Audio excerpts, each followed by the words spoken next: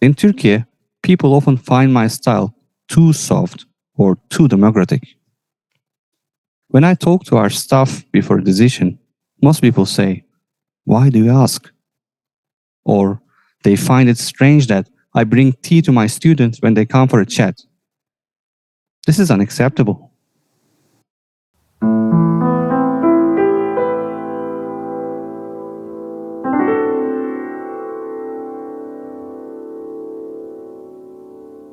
Hello, this is Joseph Scholz, and welcome to the Deep Culture Experience, the podcast that explores the psychology of intercultural understanding. And I am here, as I often am, with Ishita Rai. It is so exciting to be co-hosting with you. Hi, Joseph, from my hometown, Durgapur in eastern India. I'm so excited to be with you today.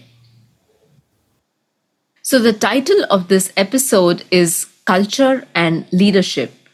And this was inspired by a conversation you had with Yvonne Vanderpoel, our good friend and colleague, and the co founder of this podcast.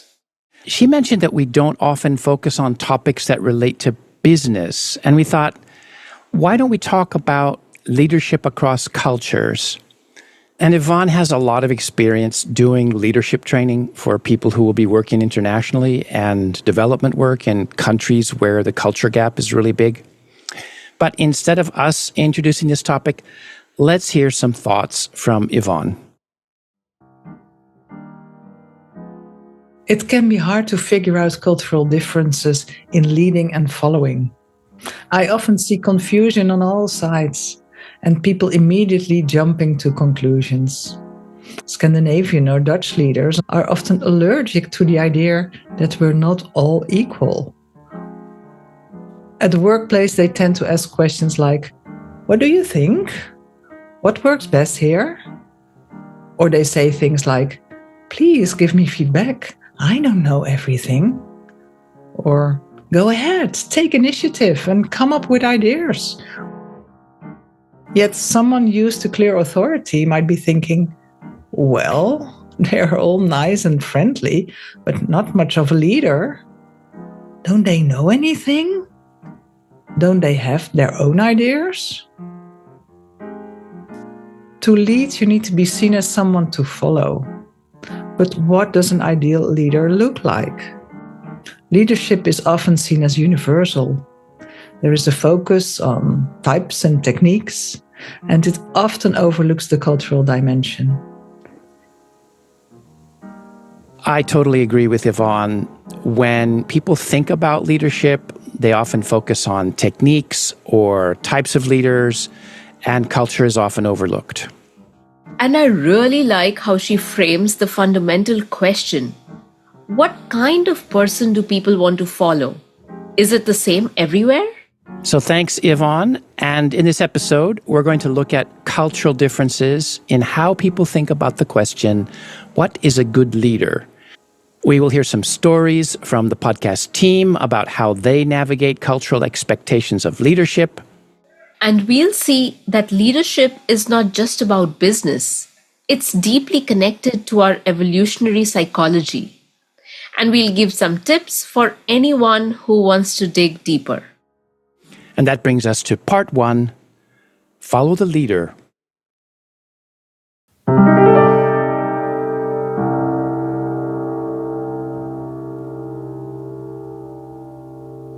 So let's first start with a very basic question. Is leadership found in all cultures? What are its evolutionary roots? Did hunter-gatherers have leaders? Well, and I have heard people say that hunter-gatherers did not, that it's only centralized power which makes for leaders and followers. So let's look at that. But before that, what is leadership? And here is a very generic definition, and this is from ChatGPT. A leader is someone who influences others towards shared goals, not just through authority or position, but through meaning, direction, and relationships. And I actually like that definition a lot. I think there's an idea that leadership is fundamentally about power. But a leader is someone who influences others towards shared goals. And that could be through authority, but it could be through other means as well. And by that definition, leadership exists in every community. There may be no formal titles among hunter-gatherers, but there will be individuals who influence others. You may be the best hunter or an elder, a shaman, and people will pay attention to what you say and do. So leadership is a deep part of our evolutionary heritage. We are collaborative, collective, social primates, and working together is our fundamental survival strategy, and finding direction is part of that. And I have been learning a lot about this from the work of evolutionary psychologist Joseph Henrich. He talks about two aspects of leadership in humans: dominance and prestige. One that we share with other primates, and the other unique to humans and closely related to culture. Henrich makes 2 points. First, that the social structures of other primates, chimpanzees, apes, are mostly about dominance. You have powerful individuals or coalitions of individuals, and they expect submission, they take resources, they fight off challenges. And for sure, humans do sometimes rule by fear or coercion, like mafia bosses or dictators. But ultimately, humans don't like to be dominated. They naturally prefer to be led by someone with prestige. Okay, so define prestige. It's a form of status. People pay special attention to you, people follow you, not because they're afraid of you, but because they admire you in some way. They want to be like you, and that gives you influence. And so back to the hunter-gatherer example, if you are the best hunter, people pay attention to how you hunt. You are admired. People want to be close to you. Prestige means people want to follow you. I love that distinction because the bosses that we love, that we admire, we're happy to follow them. And the bosses we hate are the ones that we fear. It's why dictators invest so much energy on projecting a positive image of themselves. They want to be admired, so people do not need to be coerced. Well, I really like the idea that human nature is more oriented towards prestige, but the question is, why?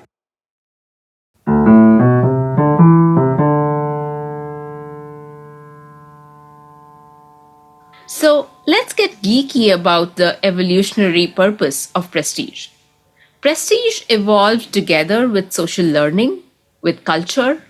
It's the mechanism that encourages us to learn from the most successful individuals. It's what allows groups of humans to accumulate knowledge. So it's like the original attention economy. We pay attention to and we imitate successful individuals. And prestige gives you influence. So if you love Taylor Swift and you learn that she drinks matcha lattes, then maybe you try one too. Leadership lesson 1 from evolutionary psychology is that human beings are naturally wired to follow, admire, and imitate certain people, those with qualities that people value. But if you are a boss and people don't admire you, then you have to rely on dominance, which people resent. And that's a super important point for people working across cultures.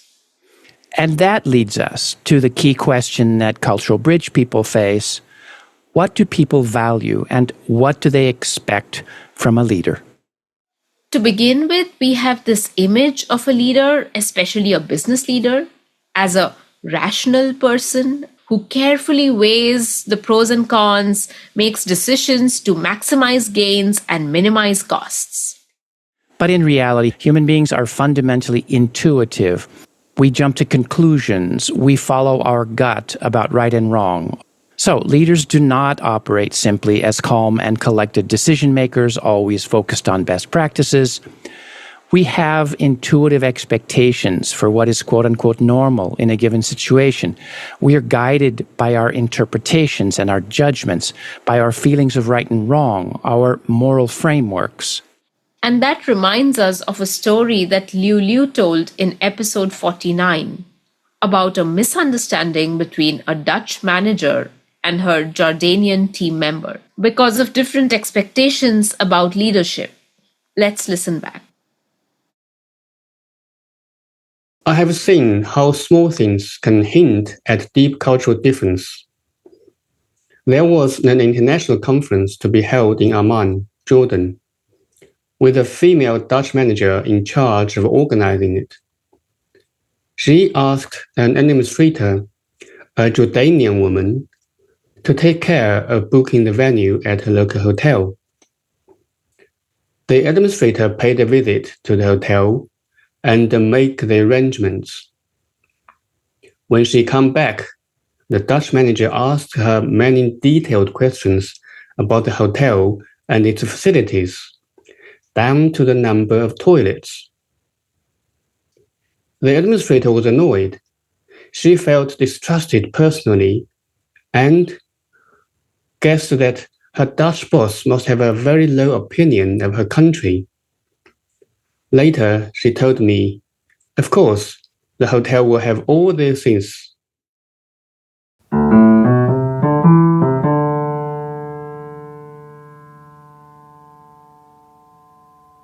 I can totally relate to this story. What seems like a small detail can create a lot of bad feelings. In episode 49, we call it a cognitive cascade. And a leader is equally susceptible to a cognitive cascade as a team member.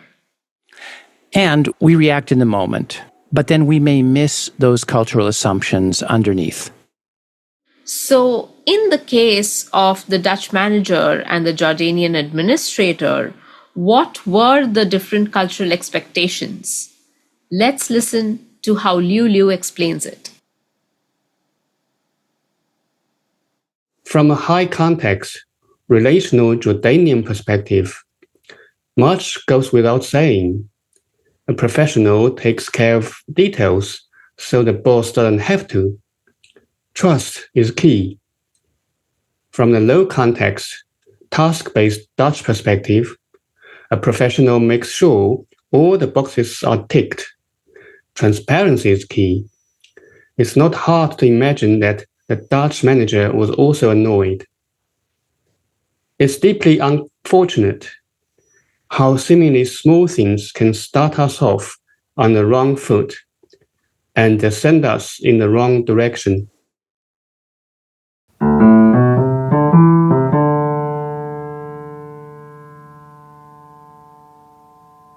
So that's the tragedy of this kind of conflict, isn't it? Both sides doing their best, but with different expectations. And so, leadership lesson 2 from cultural psychology is that leaders are not immune from the cultural logics and moral frameworks that shape them. And here's the catch. When you misjudge, like the Dutch manager did, you lose prestige. And I bet the administrator lost confidence in her boss, and that's going to make the manager's job even more difficult going forward. So, all of this leads us to the next big question. How can cultural bridge people navigate these differences? Fortunately, we have a lot of experience on the podcast team. So let's hear what they have to say. And that brings us to part 2, leadership is cultural.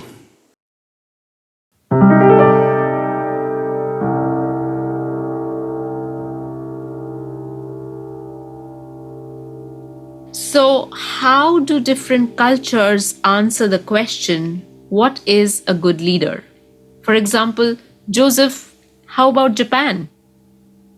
Well, there's a lot of consensus building. There's an expression, nemawashi, literally root binding, which refers to the need to get agreement in private before discussing things publicly.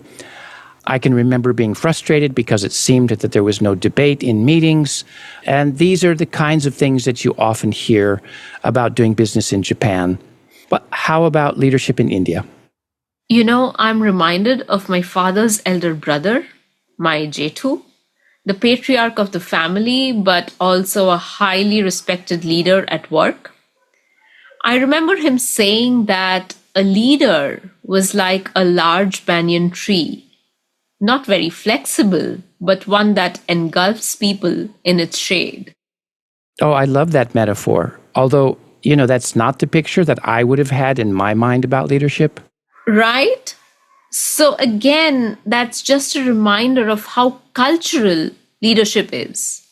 Well, I know that if you pick up a book about leadership in the US, the ideas there are often more American than I think a lot of Americans realize. Can you think of an example? Well, one of the best-selling leadership books ever, something like 40 million copies sold, is The 7 Habits of Highly Effective People.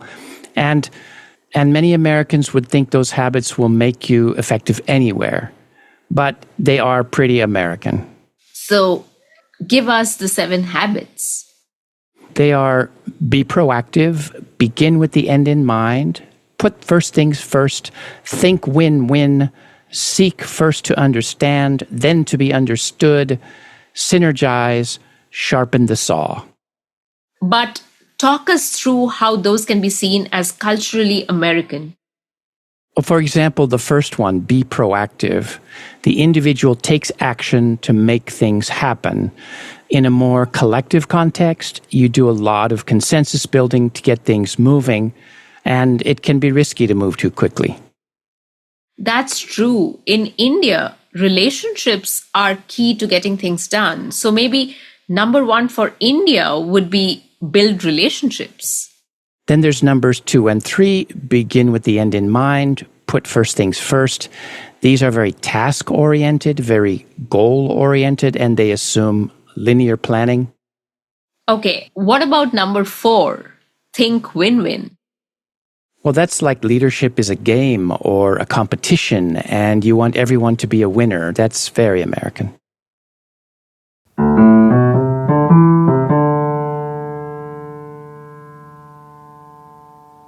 Okay, so the question is, would an American know that these leadership tips sound American? I think a lot of times no, because they're so unconscious. And that's why it's hard to teach about leadership across cultures. And that's something podcast team member Sane Bozma has experience with. At my international business school, we teach our students that leadership is not just one thing. There are many ways to lead people. And of course, culture plays a role in this. What people see as good leadership depends on context, where you come from, what you're used to, and also what a team expects from a leader. There is a hard truth behind this. Leading diverse teams takes more effort.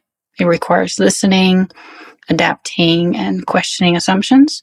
But when it works well, diversity can lead to great rewards. Our teachers come from many countries and lead very differently. One emphasizes hierarchy, where titles and roles matter, and expertise is not questioned. Another focuses on relationships and asks students about their personal interests. A third actively asks for feedback. All of this becomes part of the learning. Leadership is not something you study, it is something you experience.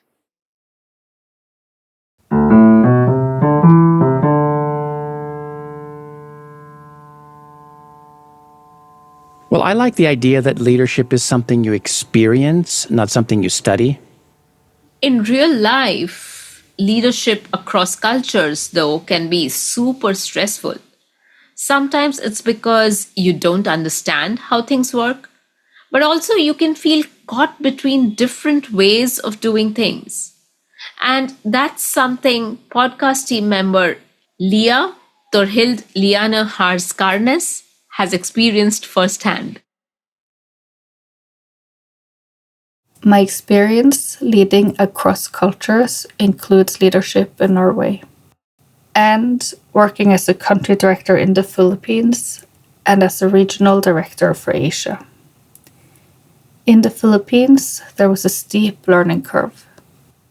In Norway, a good leader gives people space, stays calm and collected, downplays their status. They are first among equals. Leadership in the Philippines is different. Hierarchy is clear and more paternal. A good leader is warm and looks after their people. They should feel respected.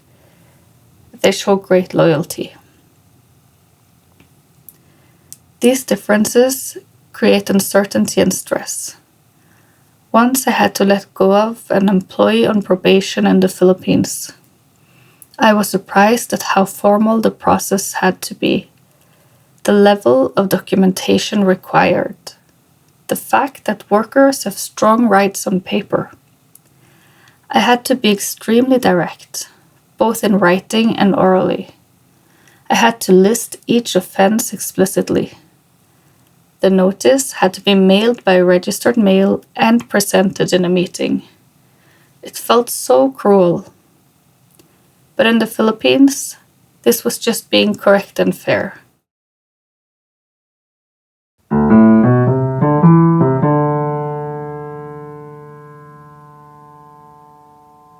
So there are a couple of things that strike me about Leah's story. And one is simply that we need so much cultural knowledge to be a leader. Leah had to learn all about the processes in the Philippines. And then on top of that, leadership styles are really different. I think that when the cultural distance is big, it can be hard to figure out where you stand. Do you adapt? What feels right to you personally? And that's something that podcast team member Yuto Aki has given some thought to. In Japan, a good leader prioritizes group harmony. Other things, charisma, achievements, intelligence, decision-making, are desired as well, but managing group-level harmony is the main focus. A good leader is someone who unifies by being a neutral presence with a watchful eye. That's how my high school basketball coach was. He never really scolded anyone. He wanted everyone to work together, and sometimes would say something like, "오마에라 긱샤크 썼나요?" Hey, make sure you guys get along. But he didn't step in when something unsportsmanlike happened. Later, I had an American coach. He was the opposite. He didn't care about the group dynamics, but he would point out mistakes, tell us what was good or bad on the court. I don't like a total focus on harmony. If you avoid all friction, if you don't point out right and wrong, then the so-called harmony will just be on the surface. People will get along, sure, but they will play it safe, hold back, feel frustrated, and get less done. And that's not my idea of leadership at all.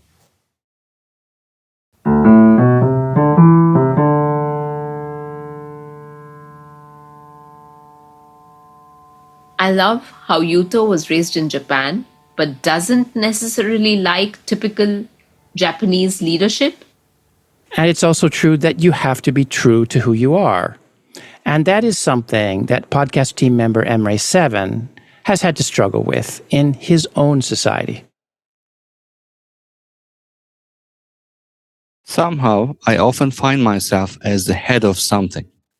In primary school, I was chosen as class prefect for 5 years. In my first year as a teacher, I was selected as the head of department, even though my colleagues were 5, 10, or even 15 years older than me.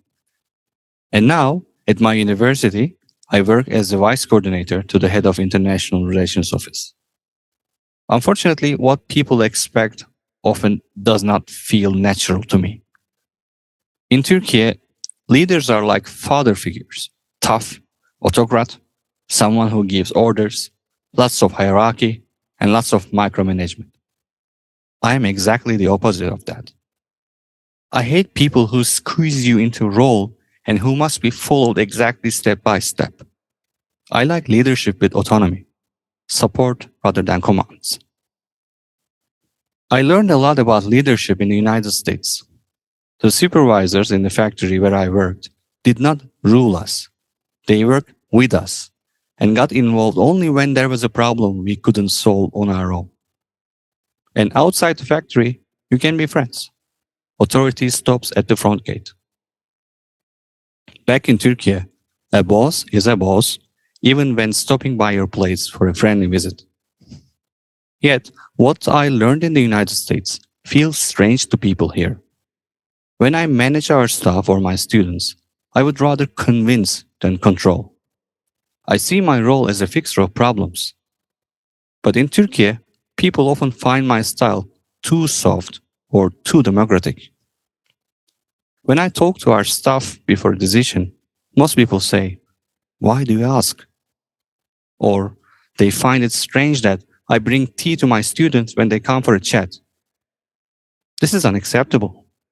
I must order them to bring me the tea. I must be ruthless sometimes. I mustn't hesitate to break people's heart. But for me, that's not leadership.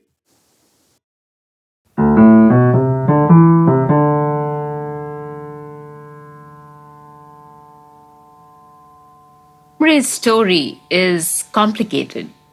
He learned a lot of cultural lessons in the United States, but it's not easy for him to apply back in Turkey. Well, I admire the way that Emre is very clear about the leadership style he prefers, but it's not because he doesn't understand other possibilities. But there's something that's missing here. Emre and Yuto have negative impressions of more hierarchical styles of leadership, and they speak from experience. But I have worked with wonderful bosses who were clearly the boss, more like a parent. And in many places in the world, the leader is expected not only to help get things done, but to also really be a role model as a human being. And this is something that podcast team member Albert Mangami has experience with growing up in Zimbabwe, but having lived in the United States, China, the Netherlands, and experiencing many different leadership styles. Let's hear what he has to say. When I was living in the United States, I played on a field hockey team at a pretty competitive level. Once, our best player disagreed with the captain, and the situation escalated. Another teammate stepped in to mediate, but the coach ultimately intervened, saying the captain's word was final. Later, the coach pulled the best player aside, along with me for moral support, and told him that as someone playing a leadership role, he needed to set a better example. He asked me to help keep him accountable. I was struck by the different ways leadership could be interpreted in that moment. The mediator, the best player, the captain, the coach, or even me, all of us might be seen as showing leadership. But for me, at the time, the captain was clearly the leader. I felt confused when others were seen as leaders because they were talented or because they mediated, as though leadership was a toolkit to be pulled out at any time. That's not how I was raised to understand leadership. Leadership was a position, not a set of traits. The eldest child, the manager, the prefect, the governor, they are all leaders because of the seat they occupy. Leadership should be embodied in them. This perspective is deeply cultural. In Zimbabwean contexts, hunu is a founding principle of our society that is expected of our leaders. It relates to personhood, moral character, responsibility to the community rather than personal concerns. Because of all this, I tend to prefer hierarchical leadership that has this quality. It's also why, when I notice the failings of leaders, I don't see them as lacking skills. I see failings of them as a person. In the past, I struggled with corporate leadership styles, especially the stereotypical middle management American leadership style. It felt like transactional efficiency covered in affirmations and coercion. Like, I believe in you, champ, but I'm sorry, you're getting laid off. Over time, though, I have learned to adapt to and appreciate different leadership styles. Who I follow and how I lead is very fluid. Like many cultural bridge people, I understand that leadership depends on context, and yet, at some deep level, I am still guided by Hunu, which teaches me that anyone can become a leader. What matters most is being a good person.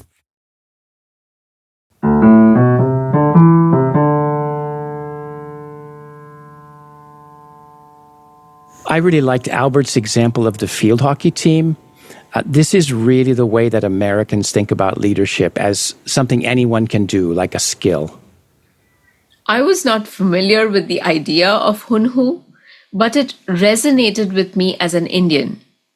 In India, a leader is a caretaker, which doesn't always mean that they are benevolent. A lot of authority can also lead to a lot of abuse. Well, all of this is getting pretty deep, which also raises the more practical question, given all of this, cultural difference, unconscious expectations, what should we be keeping in mind when working across cultures?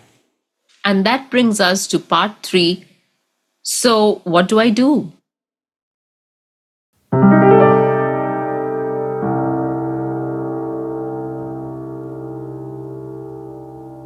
So we've been saying that leadership is not a set of techniques, but let's say I'm going to be working abroad or with a diverse team, and I understand this will be a big challenge. Where do I go from here? What does this mean for leadership training? I think the starting point is to recognize reality gaps. The same action can be interpreted in different ways, and people misjudge the other's intentions. So the goal is to highlight the reality gaps and to try and understand the cultural differences that are behind them. And we're really fortunate because Leah has a lot of experience doing cross-cultural leadership training, and she shared a story that she uses. So take a listen and think about the cultural differences involved. Imagine a workplace cafeteria where workers eat lunch. According to common rules, each employee should place their used dishes in a trolley. However, many people are in a rush and forget. One day, the CEO passes by after lunch and sees a cleaner cleaning up. She greets the cleaner, stops and starts gathering some of the dishes. The cleaner is a foreigner and feels terrible. So here is your question. Why does the CEO start cleaning? How does she feel? How does the cleaner feel? In the Philippines, many people say that the CEO must be unhappy with the cleaner. Clearly, she's upset that the cafeteria is not clean yet. She's bothered that she must show the cleaner what needs to be done. The cleaner feels ashamed. She thinks she might lose her job. Norwegians imagine things differently. Obviously, the CEO has noticed that the staff hasn't cleaned up as required. They've left it to the cleaner, and this isn't fair. The CEO feels embarrassed and wants to give the cleaner a hand, and the cleaner feels grateful. In the trainings I do, this story provokes strong reactions. It's hard for participants to step back from their judgments. Other interpretations can feel strange, unfair, morally wrong. And if that's true with an imagined story, how much more in real life when you are the CEO or the cleaner?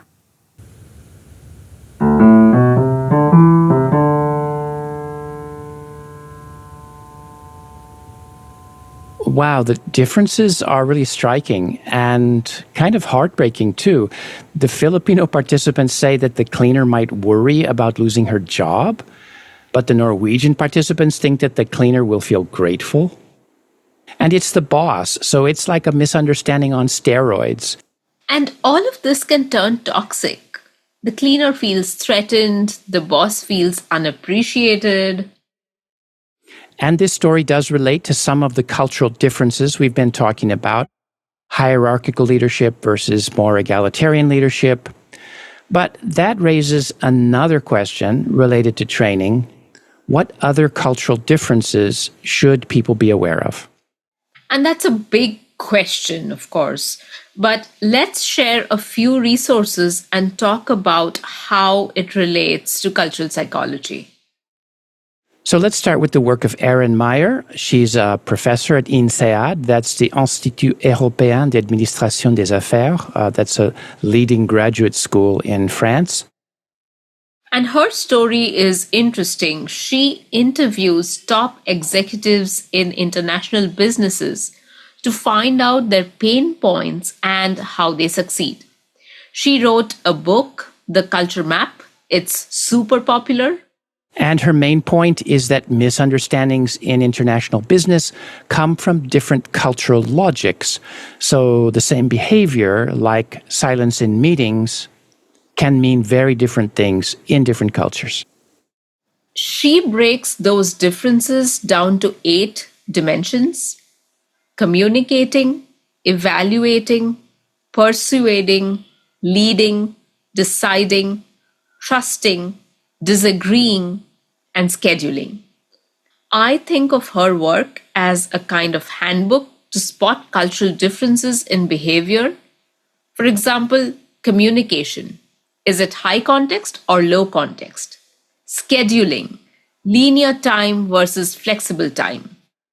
And cognitively speaking, this is about pattern recognition.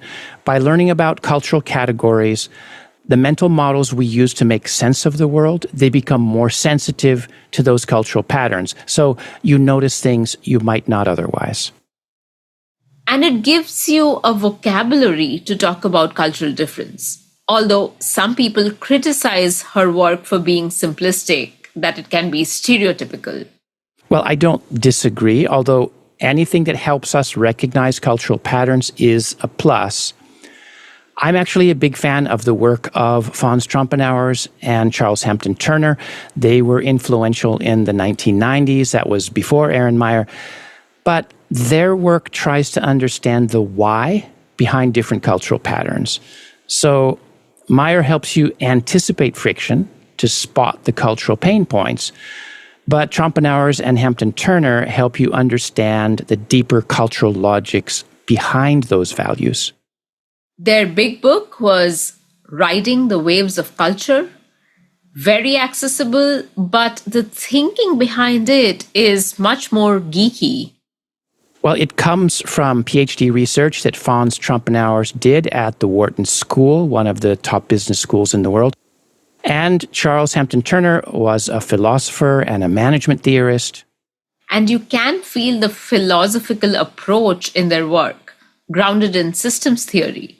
And that's way too much to go into here, but we should talk about their 7 dimensions of cultural difference. There's universalism versus particularism, individualism versus communitarianism, neutral versus emotional, specific versus diffuse, achievement versus ascription, sequential versus synchronic time, and internal versus external control. And each of those represents a universal human dilemma. Should emotion be controlled or expressed openly?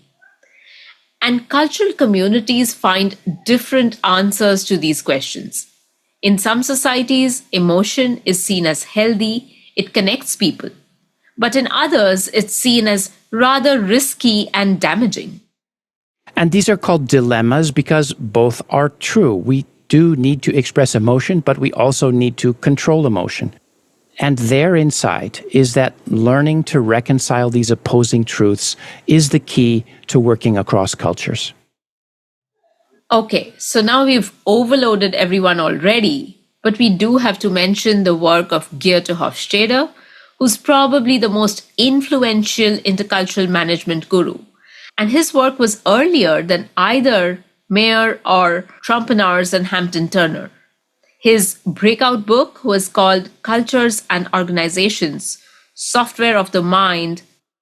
And we don't draw on his work very much for reasons that are too complicated to go into here, but you can check out episode 26, The Trouble with Cultural Difference, and also episode 61, Is Culture Real?, which talks about his work, and it really geeks out. So let's summarize a bit. Leading across cultures is hard. It's not just a set of techniques, it's deeply cultural.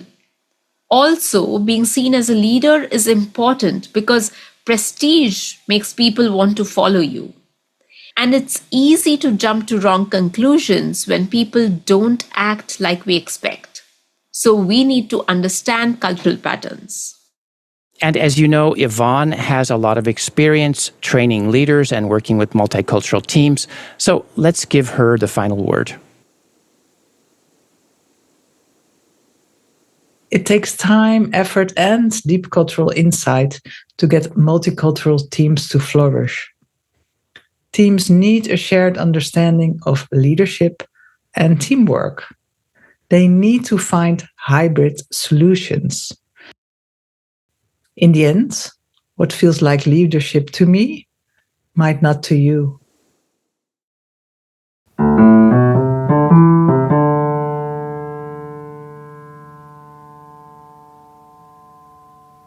That sums it up, doesn't it? What feels like leadership to me might not to you. And that's a great thing to keep in mind. So, Joseph, what sticks with you from today's episode?